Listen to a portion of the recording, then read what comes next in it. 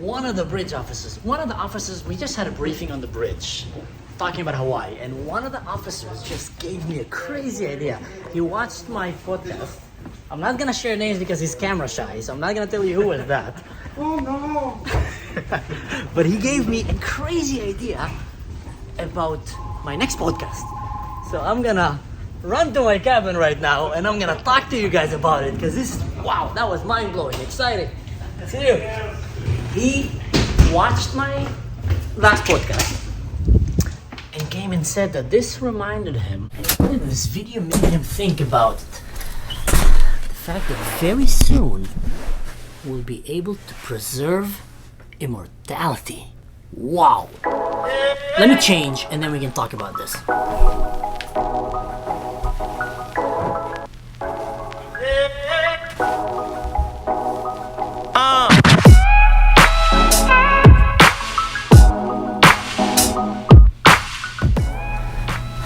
So I'm gonna be talking to you about what this officer told me that my last podcast made him think about. Seeing this technology, seeing these goggles and this metaverse, and how realistic are these avatars that they literally look like real humans, it made him think that we are getting very close to be capable of preserving immortality.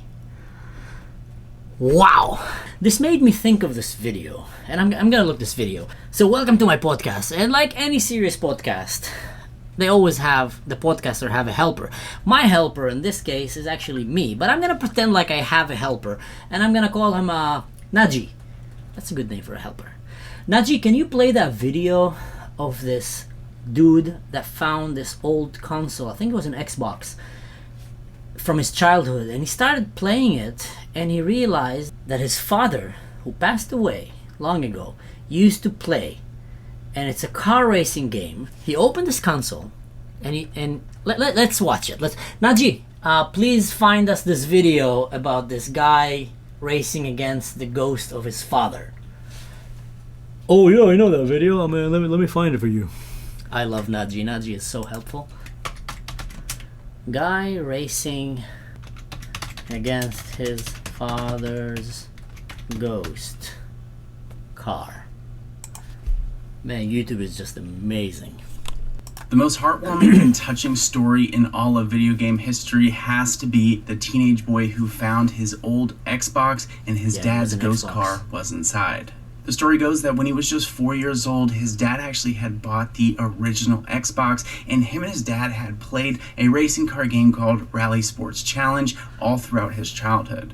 His father unfortunately did pass away, and the really crazy thing is that when the teenage boy actually dusted off the old Xbox and put in the Rally Sports Challenge, there was a special surprise. You see, as he booted up the game and reminisced on all the childhood memories he had playing this game with his father, he realized something. The fastest track times were all still recorded and still on the Xbox files. As he loaded up for the first time, he saw what was the exact path his father had drove on that track. Just as he did 10 years prior, he could once again play Rally Sport Challenge with his dad, race alongside him on each of the tracks. Truly incredible stuff. I can only imagine this young man experienced childlike joy as he was able to play video games with his dad from beyond the grave. Once discovering this supernatural event, he could not stop playing the game, playing it over and over and over, racing right alongside his dad, trying to beat his score. He said, I played and played and played until I was almost able to beat the ghost. Until one day, I finally got ahead of it. I surpassed it, and I stopped right in front of the finish line just to ensure I wouldn't delete it. The last line of the story just reads bliss, and it kind of gives the icing on the cake for such a heartwarming story. This teenager who lost his father is able to play right there alongside his dad for the rest of time, and that is just something so incredibly awesome. One of the amazing things that this story does highlight is the fact that video games are an amazing medium or platform. He was able to play this game with his dad for the rest of time. This story has honestly made me want to cry. This is one of the most heartwarming, touching gaming story that I've ever heard. Imagine you've been playing with your dad your entire childhood this game, or you're watching your dad play this game, and then your dad dies, and then you find this game, and your father's ghost is still in the game. He is still racing there, breaking that record that he keeps breaking in a loop. And you start racing against him, and finally you get to the point where you're as good as your dad, and you even surpass him. But then you realize that if you cross the finish line now, your dad will disappear, and it's going to be your ghost playing the game now. And you don't want to lose your dad, so you actually move back, so you can keep racing against your father. Woo! Wow! So, that comment made by the officer, my friend, his name is Bogdan. But anyway, I didn't tell you his name. He told me that he feels like we're getting close to being able to preserve immortality. And what he meant by that, run with me now, run with my imagination. Imagine you create your own avatar, and the AI capture that avatar, and it becomes very realistic. And then it studies your movement, and it studies your voice tone, and it studies your facial expressions, when you're happy, when you're sad, conversational patterns, characteristics, aggressive, calm, polite, caring, loving, impulsive, I don't know what, super funny, very monotonic.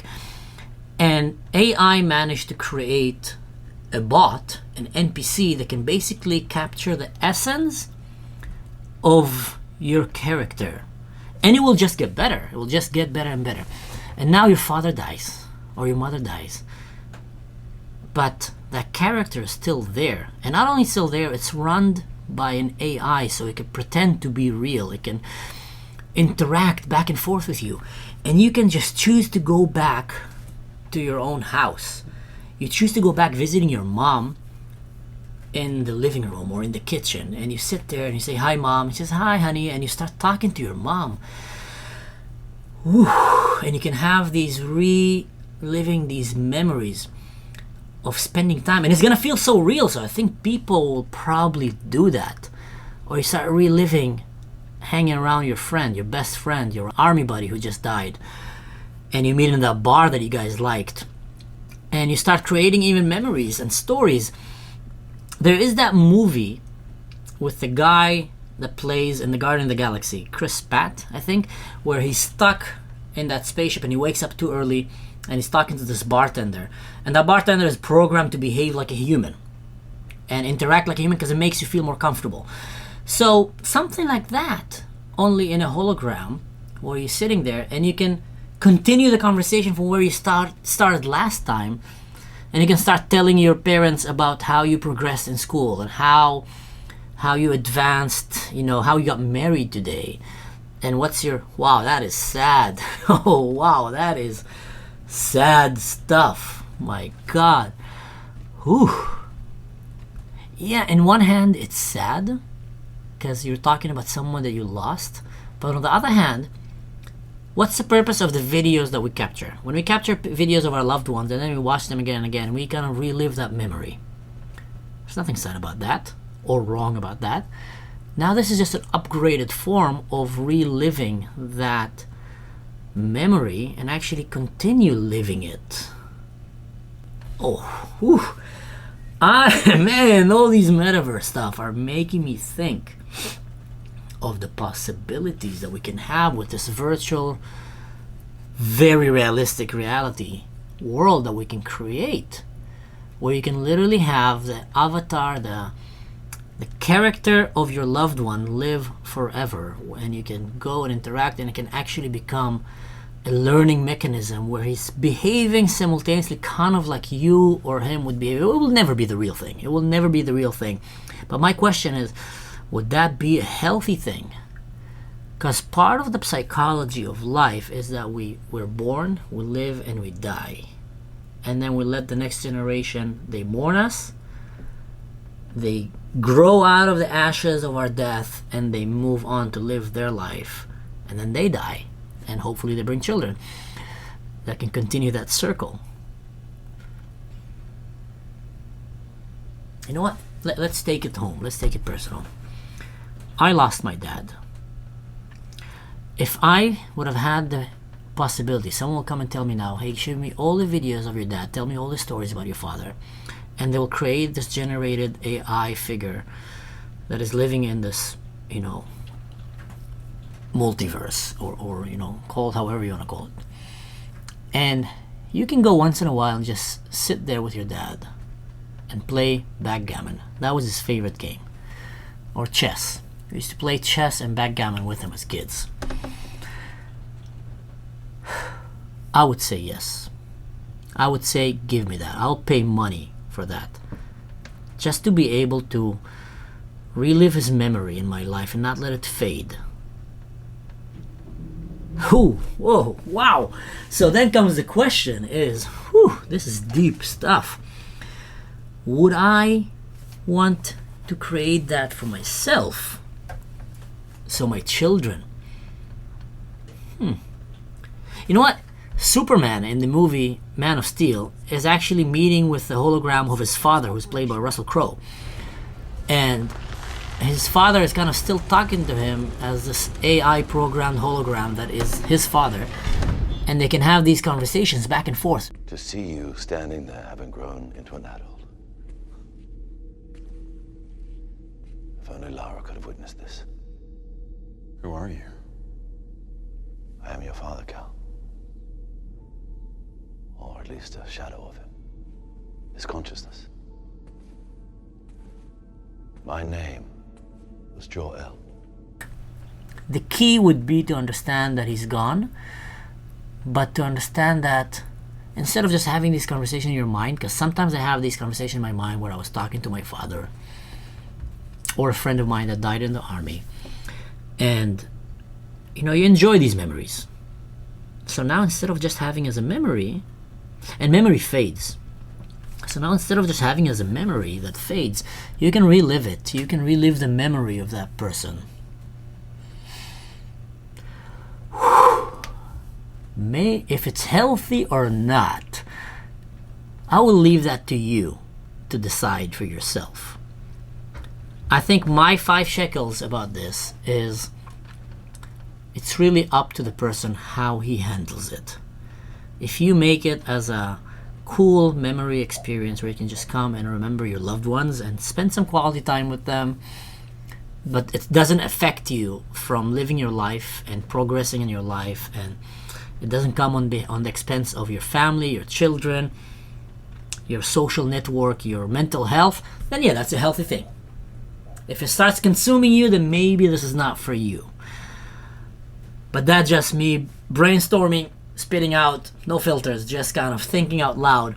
I'm liking this podcast concept. Right, Naji? It's pretty cool, huh? Man, I gotta stop talking to my imaginary friend. I'm gonna be telepsyched. But maybe one day I will find a Naji to help me in my podcast. It would be cool. Someone that is technical that can sit there and just kind of run a video for you or put up something and just very quick, with IT and computers. Or maybe an AI generated Naji. Whoa! Alright, I'm gonna finish here. That is, I can run all day like this.